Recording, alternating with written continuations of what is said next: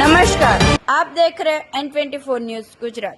सूरत शहर में Limbayat police station में दर्ज हुए रात्रि घर फोड़ चोरी के अपराध बहुत ही कम समय में खोज निकालकर आरोपी को चोरी के मुद्दा माल के साथ गिरफ्तार करती Godadara police inspector Shri S.H. Acharya saheb Godadara police station की सूचना और मार्गदर्शन द्वारा Godadara surveillance incharge ASI KD Rathod saheb तथा PSI श्री JS रामानंदी साहेब तथा अन्य surveillance staff Godadara police station विस्तार में पेट्रोलिंग में थे।